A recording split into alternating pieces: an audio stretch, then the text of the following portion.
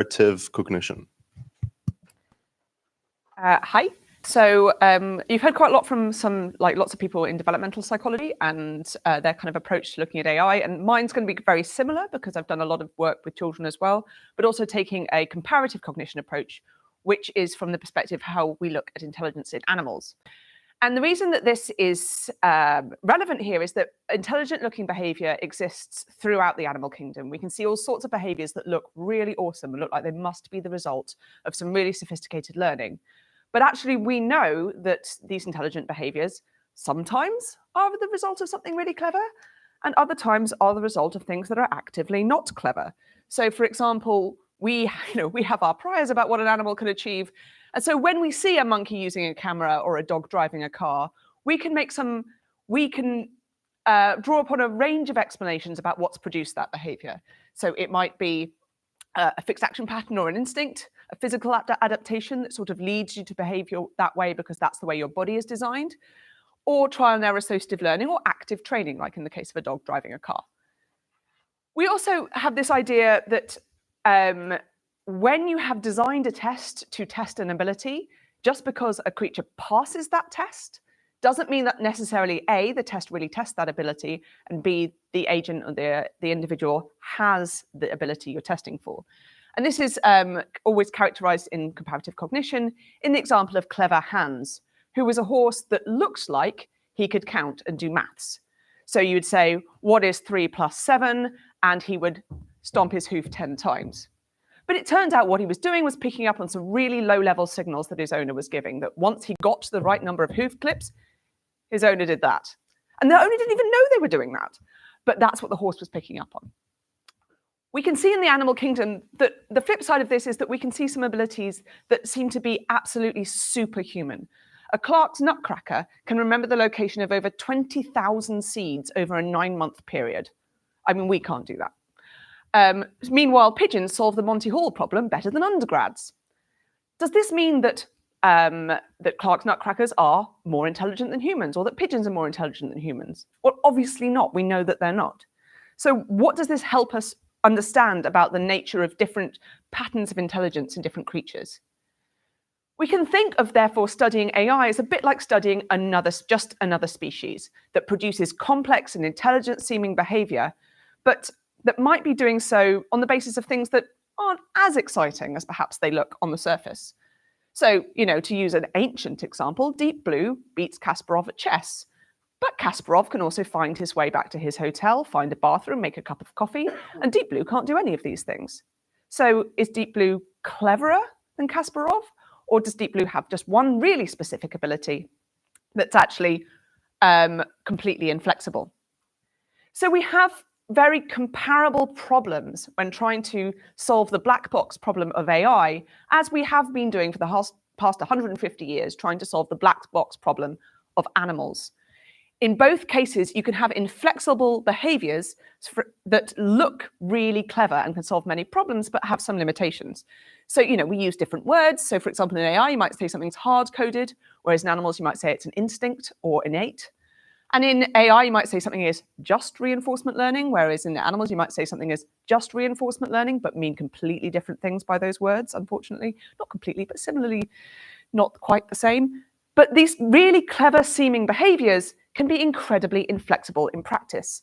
So, for example, they can overgeneralize rules to stimuli that share certain features. So, for example, here is a dog fetching a stick to a statue because it's a ball to a statue because it seems human-like. And here is a pandemic toddler trying to get hand sanitizer out of all rectangles. Here is a cat reacting to all long green things as if they are snakes. And here is a really classic example of a gold chick responding to a large area of red as more mother than its actual mother, because actually what it's learned to do is peck red areas rather than to peck the red bit on its mother's beak. And we have the opposite problem as well, that you might fail to recognize things just because they're missing a certain tiny feature that is functionally irrelevant, but is the center of what you have learned about that situation. And again, we have that across animals and AI. So, for example, there was an episode of 7 Worlds, 1 Planet, where it was the news reports where viewers were left in tears whilst albatross chick that falls like an inch out of its nest is no longer recognized by its mother and no longer fed and dies of exposure because it's 1 inch further away from where the mother expected it to be. Meanwhile, this same herring gull chick, if you take the red off its mother's beak, it will never beg for food and it will starve to death. So we have the same limitations in some of the systems that may be being learned in animals and AI, and we also have some of the same problems in measuring the capabilities of these systems. Both animals and AIs are notorious cheaters, by which I mean that they will use the simplest and easiest way to solve the problem in front of them, which is not necessarily the problem you wanted them to be solving. So, there are some really classic examples from AI where you might have, for example, if you've got a reinforcement or a reward structure that isn't quite well aligned to what you were hoping that the agent would learn, then you might find situations like boats that are supposed to be trying to win a race just going round and round in circles because that's the way to get the maximum reward.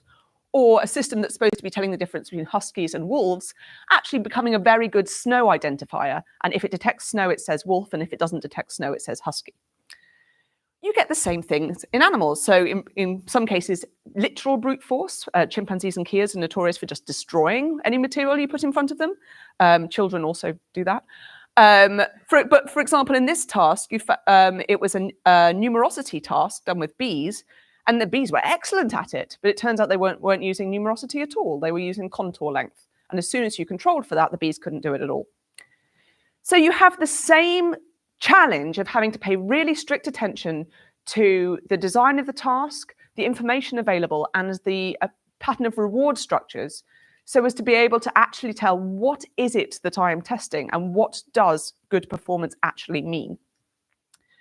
And one thing we do in comparative cognition is we find behaviors that already exist. And instead of looking at whether or not the animal produces the behavior or not, whether or not it seems clever looking, like a bee pulling a string to get a reward, which is kind of cool, you manipulate that one task in lots of different ways so as to be able to say what pattern of passes and failures across all of these tasks is best, do we see, and what explanation of the underlying understanding best explains that pattern of passes and failures. So here's an example of a study like this that we did with scrub jays, which I'm really hoping to see one because I've seen them in the lab, but I've never been to California before, so I'm very excited, where you've got food on the end of a string, and then what you vary is the position, the arrangement of the string, such that you can say across the pattern of pass and failures of like, did they pull the right string in this circumstance, what it is they understand about this situation. So if they understand that I must pull the string that is actually connected to the food, then you expect them to pass all of these things. But if they're using a heuristic like pull the string end that is physically nearest to the food, or pull the string end that is like on a path with the food, then you'd expect a slightly different pattern of passes and failures. And that means that we can look at, for example, what members of a given species do across these tasks and say, okay, based on the pattern of passes and failures, this is the level of understanding that we can assign to this individual. And we can do the same across different ages of children as well as across different species. So, for example, this was a task called the Aesop's Fable task, where you have to insert items into a tube of water to try and get the level to raise to reach the thing floating on the surface. And this is a Eurasian jay, a 5-year-old. The Eurasian jay is picking only the things that sink. The 5-year-old is not. Oh, yeah, no, so he has one try, looks and says, oh, no, that didn't work, and then just only goes for the functional tool. So is it the case that the jay here understands that I need to use a sinking item to raise the level of the water? Or is it that they've understood, here is an item that works, here is an item that doesn't work, and I will use the item that works and not the item that doesn't work?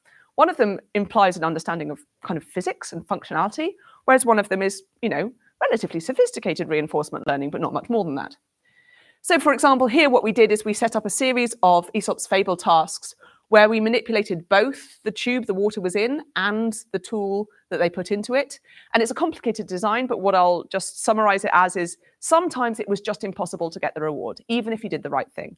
You could put a sinking item into a tube of water and it would raise the water, but there's a hole in the side of the tube. And so that water will raise and then stream straight out again, and you will never get that reward but what you did was functionally relevant and functionally meaningful. So we had an exploration phase where they had these experiences of particular combinations of tools that are either functional or non-functional, and tubes that were either allowed the reward to be retrieved or didn't. And then we had a transfer task where they had a choice between two tools and a transfer tube that had no holes in it and no tricks and was just a very, very plain tube. And what we looked at in terms of the patterns of choices and the patterns of passes and failures was which model of understanding, based on the information you could have gleaned, best fits the pattern of behavior, the pattern of choices that, in this case, the children did. So, for example, if they were using, there's one model says, well, this is what it would look like if they were using only functionality information, whereas here's the model that would fit if they were using only information about what got me rewarded before. And we can see how those models, how the kind of model fit changes over the age of the children. So, for example, basically nothing predicts anything at the age of about 4. They're sort of doing random stuff. Whereas from around the age of 8, you get this clear advantage of functionality-only information. That they have taken from this situation not what got me rewarded, but functionally what happened when I did that action and how it's relevant to what I could get rewarded for in the future, theoretically.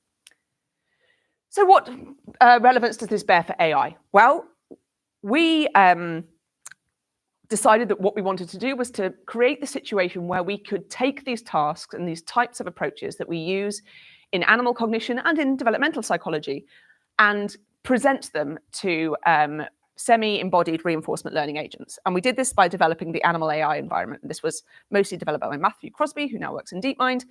And essentially, it's a very simple environment in Unity. This is actually the old version, where we have a very limited number of objects. We have a very limited state and action space to make it kind of really very simple. And we can use these objects to build almost any task that can be built for an animal,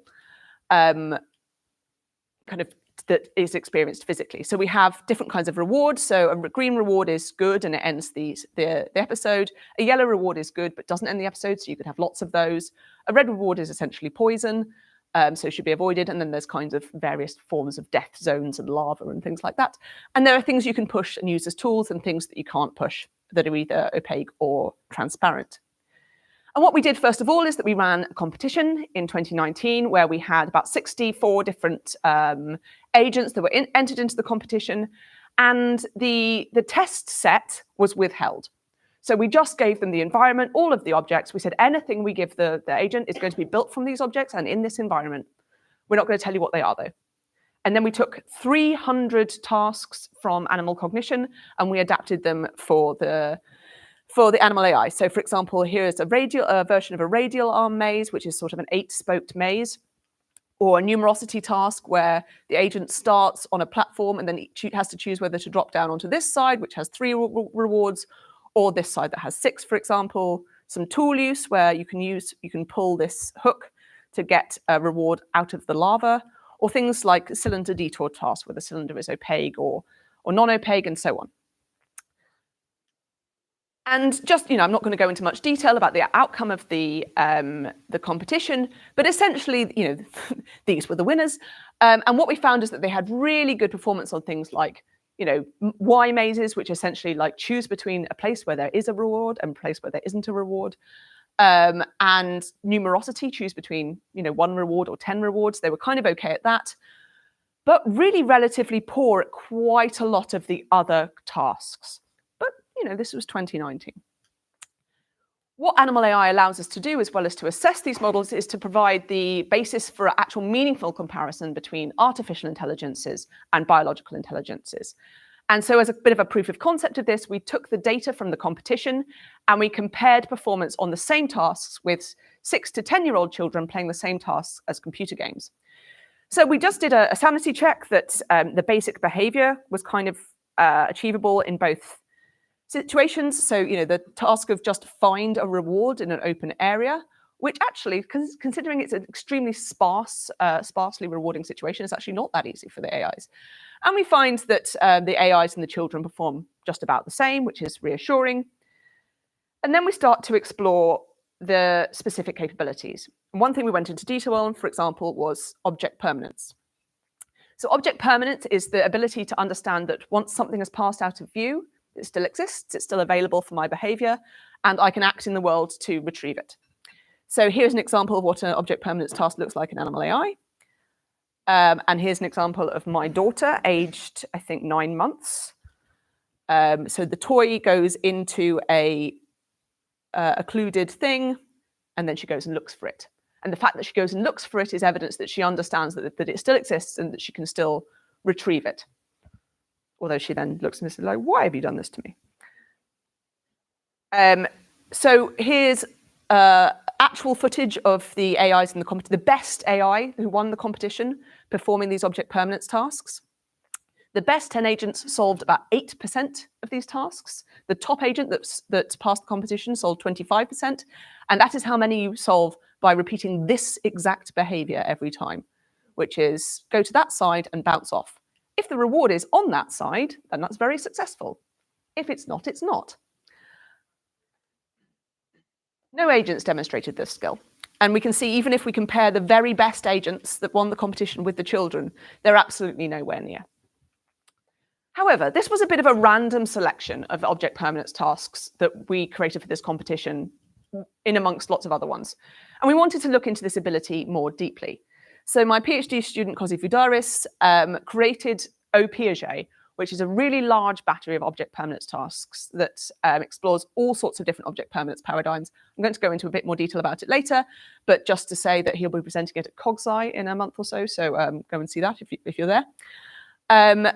And we took, there was like 260,000 tasks in this battery. So we took a subset of different types of object permanence tasks, and we compared performance on 4 to 7-year-old children and 2 deep reinforcement learning agents, so PPO and Dreamer v3. And what's interesting about Dreamer is that Dreamer is supposed to have a world model. I mean, Dreamer does have a world model. So we're expecting PPO, which is a sort of off-the-shelf and getting relatively old agent now, to maybe not do so well, but that Dreamer would do well. And then we have the 4 to 7-year-old children, which we know at this point, at this age, they have object permanence, but they'll probably make mistakes because they're playing a computer game. And we compared these with a population of random walkers, which, as you might expect, just behave at random, and some hard-coded heuristic agents that are hard-coded to go towards green things and avoid red things. And if you get stuck on the corner, try and find your way out of that situation. And this is just an example of performance on object permanence requiring tasks and exactly matched tasks that didn't require object permanence across these 3 task types. And the orange ones are the performance on those that don't require object permanence. And we can see that there's like 5 PPOs and 5 Dreamers because they had slightly different curricula, but they're more or less the same. And we can see that, for example, Dreamer is doing extremely well on these tasks. However, the only population here that performs as well on the object permanence requiring tasks are the children. And in fact, if you compare the performance of these cutting-edge reinforcement learning agents to heuristic agents that have been hard-coded to go to green, in general, the heuristic agent is doing better. So that's very interesting. But really, it's not just, as I kind of mentioned earlier, it's not really just who does better at a task that is the meaningful thing, but it's the pattern of performance across tasks, the pattern of passes and failures across different tasks. And often failure can tell us as much as success, depending on the type of task, particularly if we look at type of failure. So in all of these 3 cases, the agent, the child, and the lemur, and multiple animals that are able to solve a opaque detour task where the reward is behind an opaque barrier can't do it anymore when it's behind a transparent barrier. We know that pattern of passes and failures is really common in animals and children up to a certain age, and we see it in the AI agents as well. So really, we're all both clever and stupid in equal measure, but our stupidity and our clever is distributed unevenly, and we all have our own pattern of stupidity and cleverness. And really what's interesting is when we're comparing AIs and biological agents is not so much to understand who is better at stuff, but what is the relative cognitive fingerprint? What distinguishes, for example, this individual that's good at that, but not so good at that, but really good at this other thing, but compared to a biological system that's just as good at this one task, but completely fails at the other one. This is important for this comparison because it's really interesting and we can see how human-like or how biological-like an intelligence is. That's fascinating.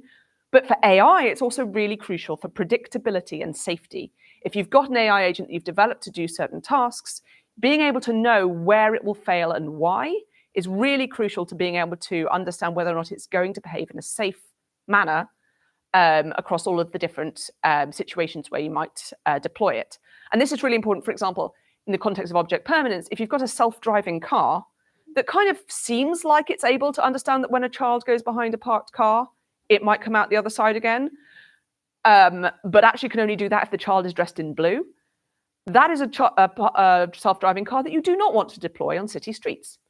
So you need to have a good understanding of what these capabilities are and where they're likely to fail. So can we treat AI as just another species? Well, in some ways, yes. But we have to question quite a lot of our assumptions. And one of the great things about coming from comparative cognition is that questioning our assumptions that we make about human adults, or even about human children that have at least the potential to become human adults, is something we've had to do for a long time anyway. But there is a whole bunch of assumptions you make just because you have an animal that has an evolutionary history and so on that you can't make anymore when you're dealing with an AI. There are lots of ways in which AI is fundamentally different, and some of those are really useful ways. AIs don't get tired. You can test only so many tasks on a kid. You can test only so many tasks on a rat. You can test as many tasks as you like on an AI, which means you can build absolutely monster batteries, which is awesome. So that's what we've been doing. So I mentioned Piaget. Piaget has over 260,000 tasks looking specifically at object permanence. We have a similar battery now for basic navigation affordances called Gibsona. Yes, there's a theme. I love a pun. Where we're really just trying to explore the whole cognitive space, but also present incredible numbers of variations of all of the different possible things you can vary in all of these different tasks. But most importantly, we have the metadata for every task. We know exactly what we varied and how and in what way, and we know what the challenges of each of those tasks are. And that means that we can start to get a profile of not just did you pass or fail, but where you passed and failed and what that means relative to the pattern of metadata of the challenges of these different tasks. So, for example, you can have two agents that both get 67% on your object permanence battery. But if this one gets 67%, which is explained specifically by failing things where there's lava, failing things where there's ramps, and failing things where there's transparency, then this isn't a great algorithm for object permanence, but it's a very predictable algorithm. You know where it's going to fail. If you've got another one that's got 67% and the failures align with nothing you can measure in the task demands, then it's just as bad, but it's completely unpredictable. So if you only have bad agents and you have to choose which ones to deploy, you deploy that one.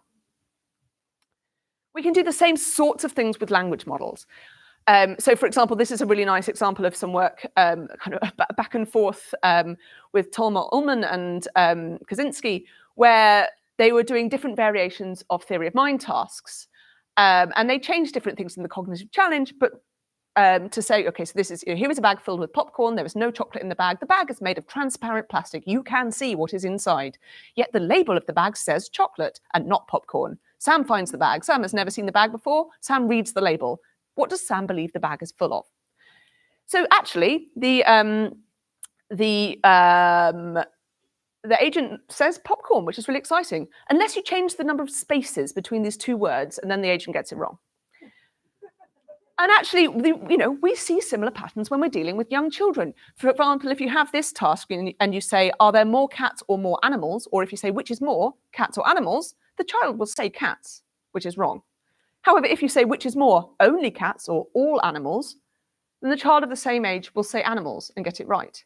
It matters how, so there is both functional and surface variations that you can do into language as well when making these sorts of batteries. And this is something we're working on at the moment, is to make some adaptations of these kind of vignettes followed by multiple choice questions where we vary both the sort of surface level features, like, so this story is about Lily, but it could be about Giacomo, it could be about Raj, and it shouldn't matter at all.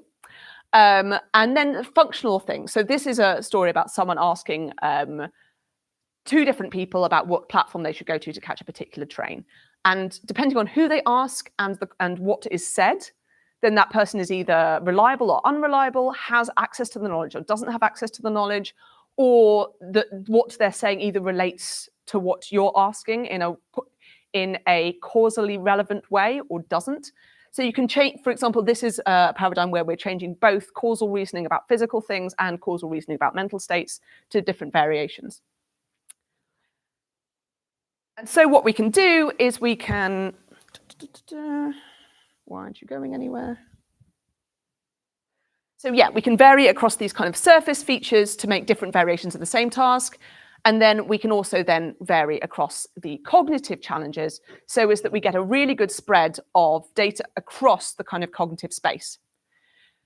And then what we can do is we can start to translate that into cognitive profiles. So here is an example where we looked at the Animal AI Olympics data again, and we just looked at performance on these really simple tasks where it's just get a reward in an open field. And so there's things that were varied in that. So how big is the reward and how far away is it? These seems like really functional stuff. But there's also like, was it on my left or was it on my right? Which doesn't seem terribly functional, but could make a difference to performance.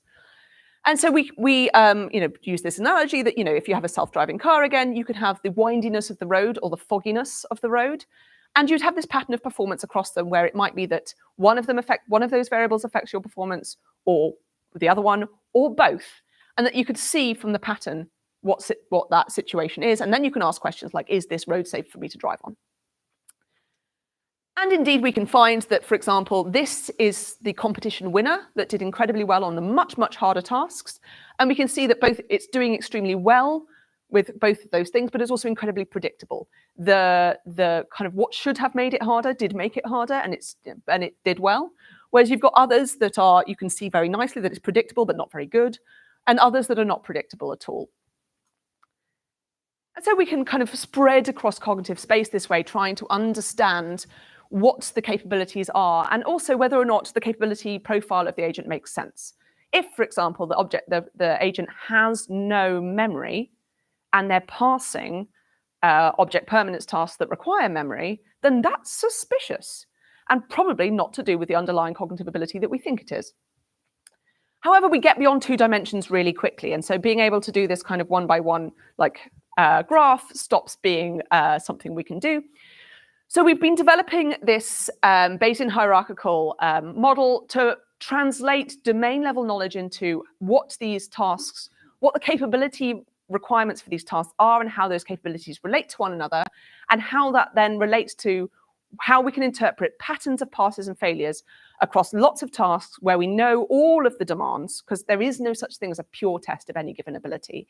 There are always, in the context of like Michael Frank's talk yesterday, what we call task demands. Any task has demands beyond the demand that we find interesting.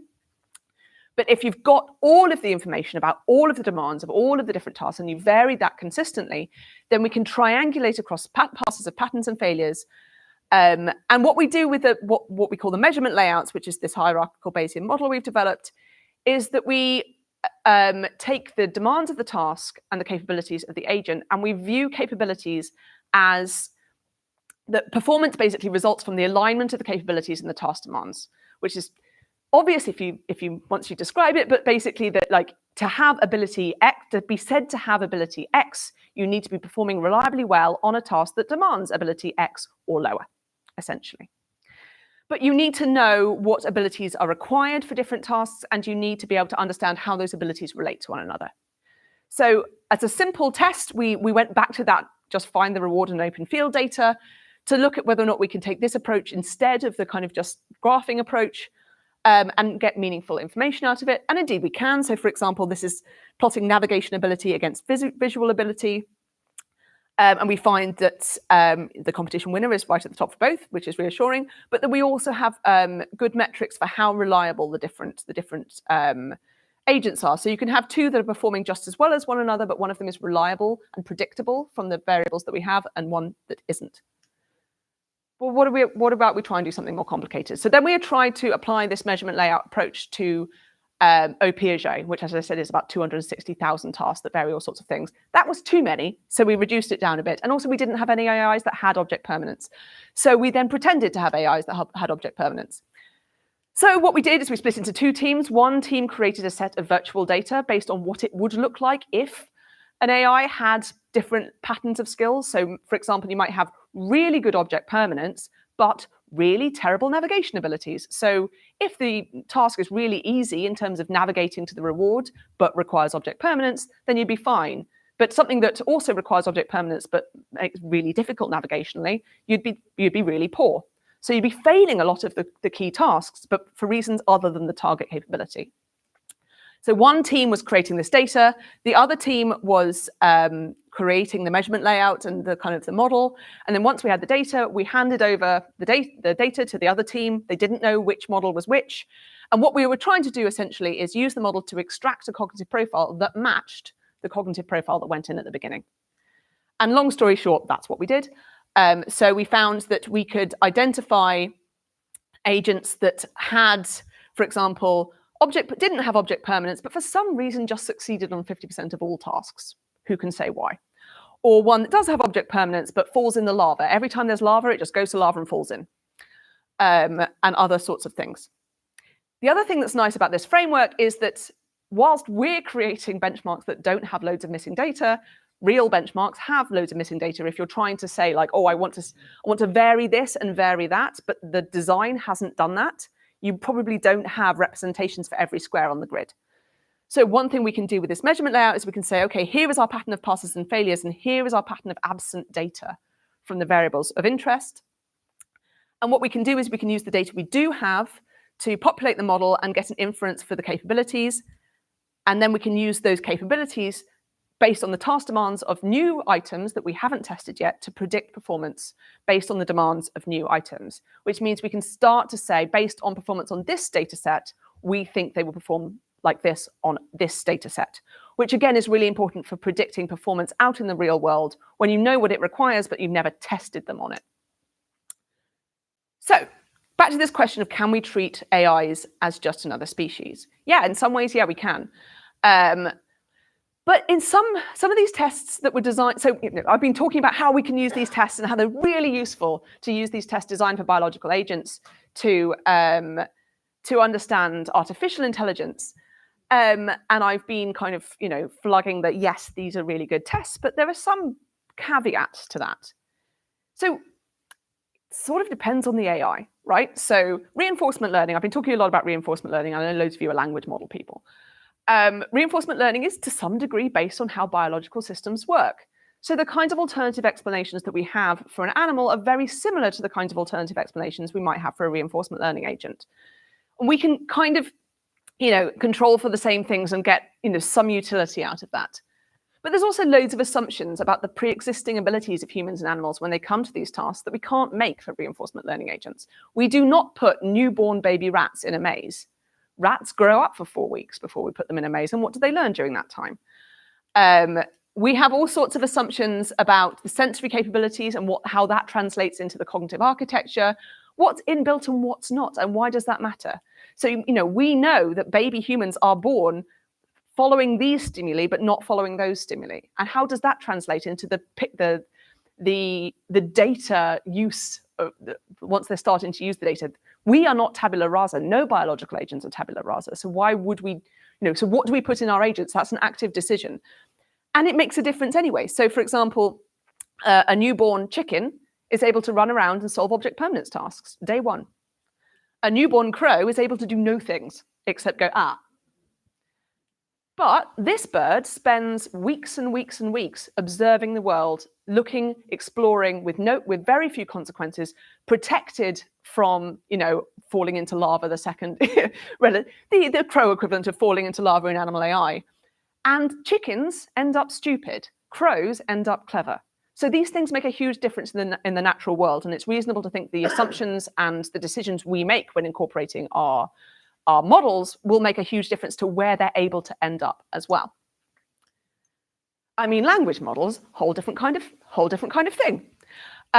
So it's funny, like my expertise is in animals where there's no language and lots of embodied understanding, and language models are the opposite of that. So my expertise does not transfer well, but they have been trained on pretty much the entirety of human written knowledge, and to some level retain all of it.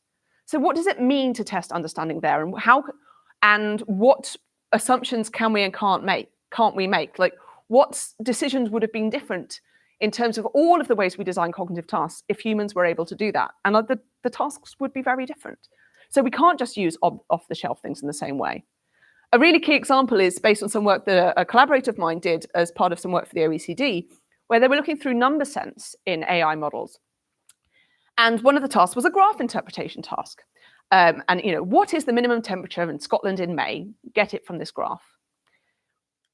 Interestingly, GPT-4, which has no visual abilities and could not see the graph, got all the graph questions right.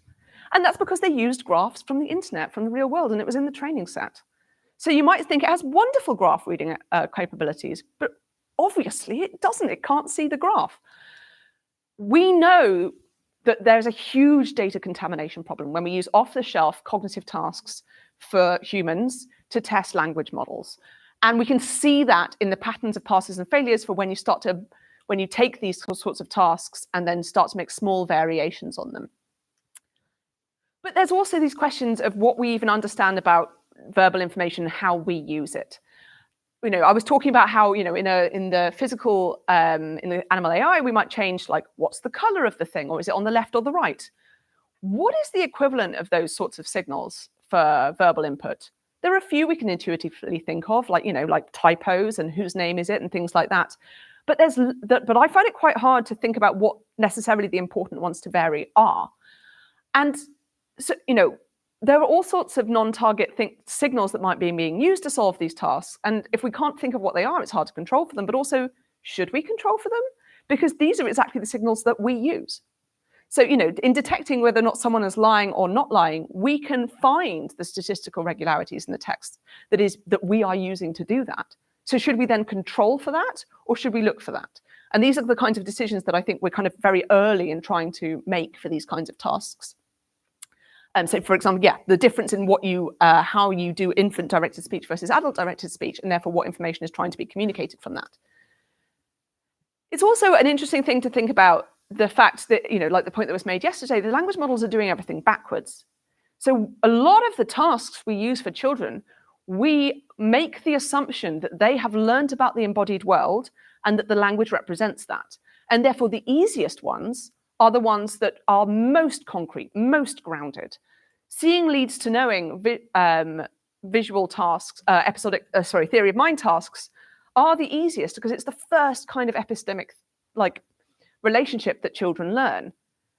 But that's because they have a visual system. If you don't have a visual system, it makes no sense that that's the easiest kind. What does it even mean to say transparent to something that doesn't have a visual system? So it's not, it's partly this do you need the groundedness for the intelligence, but it's also partly how do we interpret a failure when it's relying on this kind of grounded knowledge? Is it the lack of grounded knowledge, or is it lack of theory of mind? But all of our theory of mind tasks rely on a mix between the two. Just to summarize, AI is in many ways just another species that we can study in the same sort of way that we study non-human animals. And a lot of the assumptions and the checks and balances that we use for that stand. A lot of the assumptions don't stand, and we need to really question what we're testing and how we're testing it, and then how we're interpreting that data. It's useful to look at patterns of passes and failures across tasks where you understand the similarities and differences in demand. But this takes quite a lot of careful design, and you need to have a really good definition of the capability you're looking for. Otherwise, you don't know what to control for and why. So firstly, thank you to all of the students and postdocs and so forth that have actually done this work. And we were asked to do a big question. So something that I was chatting to a lot of people about yesterday was this idea that one of the things we talk about a lot, particularly when working with animals with much smaller brains than us, is their limitations and how they are in many ways really stupid. But the flip side is that actually a lot of them are doing some really amazing stuff with not very much. Bees have suspicious capability for the number of neurons. And it's very surprising, given the amount of, this idea of the data gap, the amount of data you have access to and the amount of compute you have access to. Some of these animals should not be as good as they are. And actually, So maybe one way of thinking about it is maybe some of the cool capabilities that humans and some animals have developed have emerged as the result of the limitations in compute, of data access, in capacity, in working memory capacity, for example, spoken about yesterday. Because actually, if you have access to all the data, you don't need to develop a cool generalizable shortcut for how to understand something, because you have all the data and you have the compute to do everything from first principles.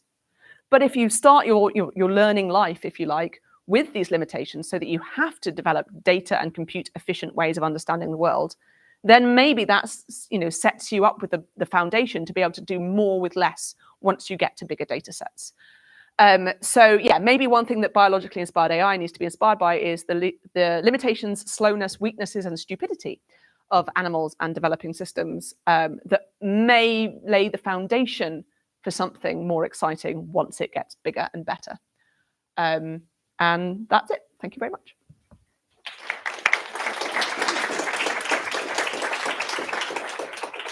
Thank you, Lucy. We have time for one question.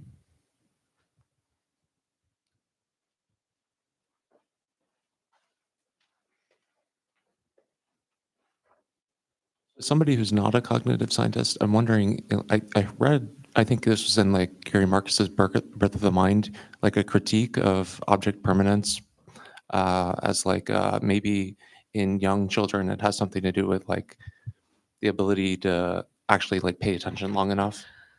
How do you, like, where do people stand on this? Like, is Piaget favored? Is there kind of a more modern? I think that is absolutely one of the relevant things that comes into it. You have to have paid attention to where something is and tracked where it has been to be able to have any chance of knowing where it's going or where it still is now. But I mean, that's one of the ways that it's useful to kind of take these kind of tasks where you have that data. And yeah, I think one of the problems, for example, with the AIs is that they don't sit and watch. They never sit and watch. All of the AIs we've ever tested, they just start doing instantly. So we had to change the whole task so that you couldn't move. And you had to be facing the relevant information happening because the AIs would never pay attention.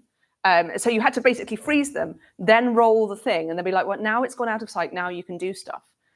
But that's a really interesting thing. When we have the kids, they stop and they look and they watch and they gain the information and then they act. Babies less so. So I think it's a really important thing. I think that a lot of the failures in some systems are due to that. But that can't explain all the data for all things, because you see failures in systems that definitely are paying attention, but have, for example, no memory capacity, so that they can't use information of something that happened 5 seconds ago. Ben, you still have a question? Yes. Super interesting. So one question is with replication, like possibility, like how many kids, and there's so much human variability. When we talk about human as like one entity, actually it's so many of them. So how do we know we're getting some qualitative like justification for talking human versus AI? Yeah, I mean, that's a really good point. And it's one of my bugbears about a lot of AI evaluation papers, where they're quite often like, here's the human baseline, and it's like me and my mate.